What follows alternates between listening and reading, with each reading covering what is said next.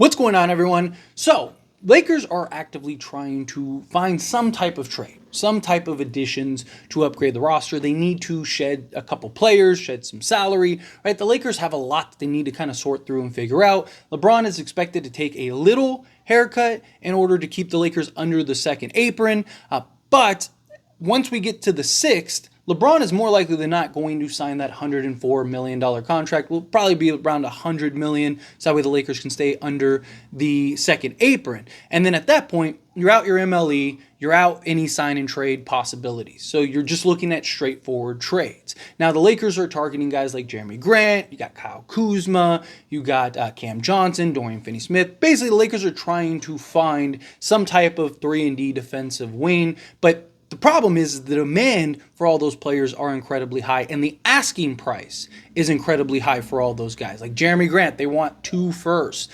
Cam Johnson, Dorian Finney-Smith, they want a first for each. Right? Kuzma, they want 2 firsts. And the Lakers are really reluctant to give away first to bring in a guy that, yes, would make us better, but like Jeremy Grant by himself is not enough to make us a real contender. Right? Like Cam Johnson by himself is not enough to make us a real contender. So the Lakers are hoping that one of the guys ends up dropping in price.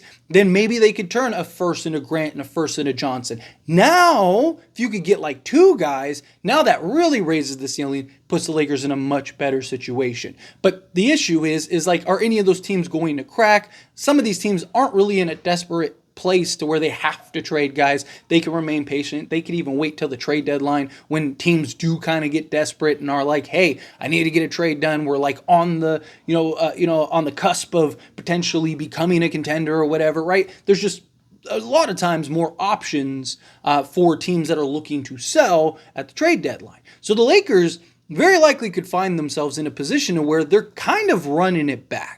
Right? DeMar DeRozan is still technically an option until LeBron signs that contract. Look, it's a LeBron guy. LeBron wants him. If LeBron was willing to take a discount 2 days ago, he would take a discount if the Lakers could get Jeremy Grant and DeMar DeRozan and all that stuff. But the Lakers are kind of on a time crunch. And DeMar DeRozan doesn't seem to be in a rush or a hurry to try to get anything done. But the well for DeMar DeRozan is kind of drying up. So potentially maybe that flips. Maybe that changes. But I just think at this point, unless, again, we don't know what's going on behind the scenes. We don't know what conversations Rob Pelinka has. We don't know how close he is to a deal or anything like that. All we know is just kind of the surface level stuff and kind of what's being reported by this person and that person and this person, which a lot of times is conflicting, right? So going under the assumption that it's going to be very unlikely that the Lakers can pull off a significant trade, right? Go get Jeremy Grant and, a DeMar DeRozan, or go get a Jeremy Grant and a Cam Johnson or whatever, right? Dorian Finney-Smith and Cam Johnson. Right? Going under the assumption that more likely than not, they're not going to be able to do something like that, at least for the moment, I think that the Lakers should just go get Zach Lavine. Now, Zach Lavine, obviously there are concerns with his health, but even that, I think, is a little overblown, right? Because last season, yes, he only played 23 games, but he was expected to come back and finish the rest of the season, and then the Detroit talk started happening, and he was like, I ain't going to Detroit, right? Quote Austin Reeves, and he was like, I'm just going to go get surgery, right? And ended up getting surgery. So that way he didn't have to go to Detroit. And then you look at the last few years, he's played 70 games, 77 games. The guy's playing around, basically the standard for most players, 65 to 70 games. The fit is not a question. I mean, he would be the best fit out of all these guys, right? Now, obviously, a guy like Jeremy Grant, I do think he would fit great, and he gives you some legit two-way, but it would cost you stuff. It would be pricey to go get him. Where Zach Lavine would come in and fit seamlessly. He would solve a lot of the Lakers' issues. He could play off ball. He could play on ball. He even showed the ability to make some plays. A lot of people act like he's this bum defender, but the metrics say otherwise. He's actually a good defender. He's not great or elite or anything like that, but when he's locked in and engaged, he's actually a very good defensive player, and he showed that with the Bulls, especially when he came back from injury. He was really locked in. He was really moving the basketball. He showed that, he can do more beyond just being a bucket getter, right? He's also a guy that go get you 50 on any given night. I mean, he had a 50-point game last year and only played 23 games. So the fit for me with Zach Lavine, I don't think is a question. And most people, I don't think I've seen anybody be like, oh, Zach Lavine won't fit. The question is his price, right?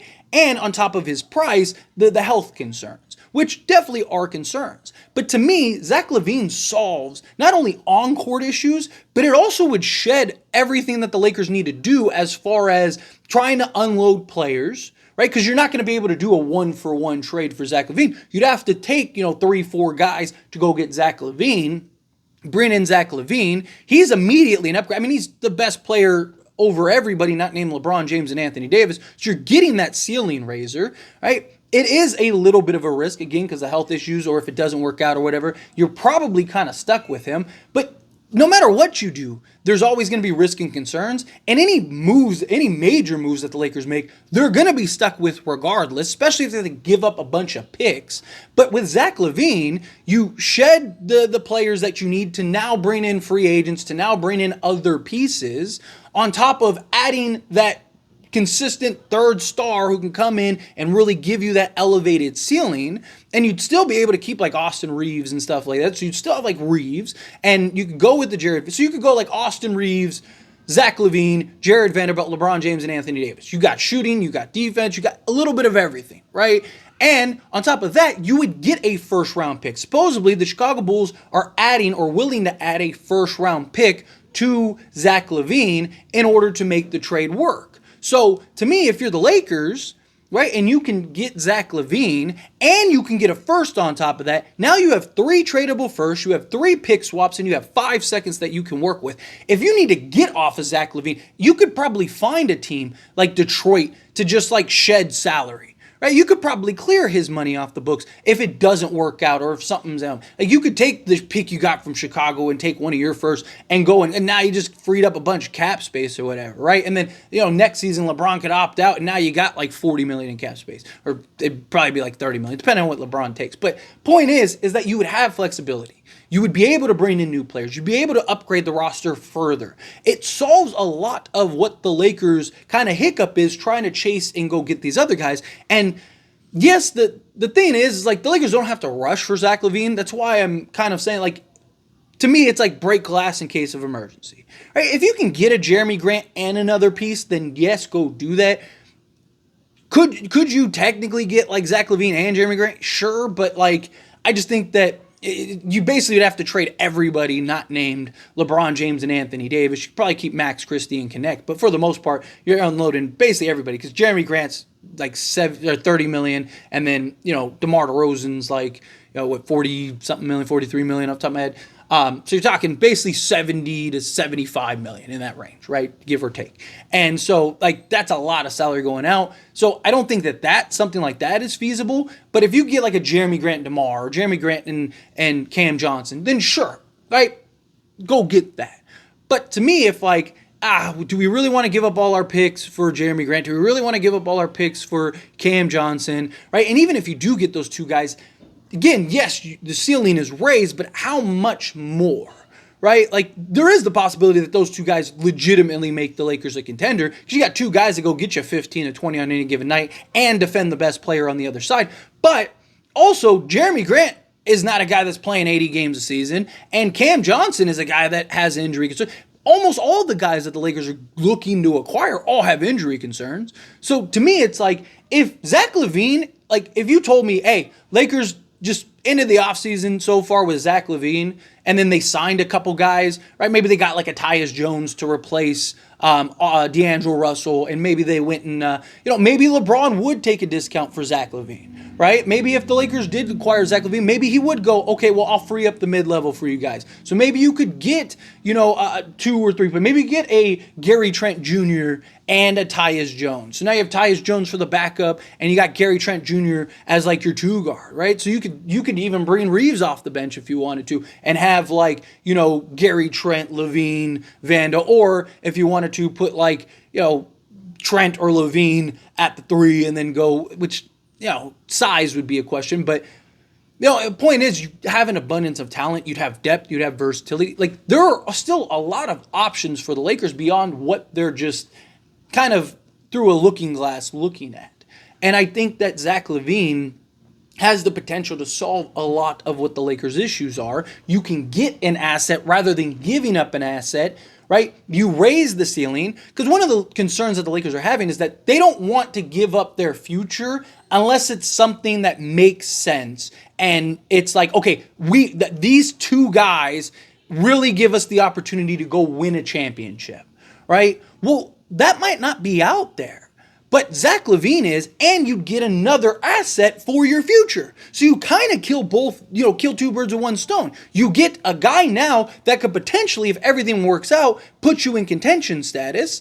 Maybe not like locked bona fide top 3 contention, but you might be a top 5, right? So now you're in the conversation at least. Now you're looking like a good team. And now you also have more picks that you're adding to the stash for the future. Or if that trade does come on the horizon, you have the picks that you can kind of work out to maybe make something happen and get that done. So I do think that Zach Lavine kind of presents a good acquisition on all fronts, right? You want to look at, like, what are the pros and what are the cons? And to me, the pros far outweigh the cons. Like, what are the cons? His salary, yes, which is a con. Right? And his injury concerns, which, yes, is a con, but that's everybody. I mean, he's played basically the same amount of games as every star in the league.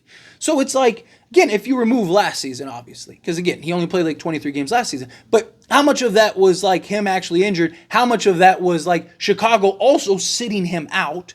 Remember, that was a big thing, that like Chicago was kind of taking their time bringing him back, because they were kind of trying to figure out what they want. Do they want to blow it up? Do they want to wait? But then they end up bringing him back. Then there's the conversations about him being traded, all the Laker conversations, and then it was like, oh, he's probably going to Detroit. And he was like, like, so again, like, he might have played, 50 games last year, even with the injury and stuff. And to me, it's just like, again, the pros outweigh the cons. So to me, I don't think that that's a bad option, personally. But as always, this is a discussion. I pass a question on you. Let me know your thoughts and opinions down in the comments below. What do you think? How do you feel? What are your thoughts? Do you like the idea of Zach Lavine? Do you not? However you feel, whatever your thoughts are, I'd love to hear it. Let me know down in the comments below. That being said, if you haven't liked this video, hit that like button. Helps me a lot. So we enjoy these types of videos, and I truly appreciate it. Not subscribe to the channel, hit that subscribe button. Turn on the bell notifications. Appreciate y'all. See you in the next one. Thank you.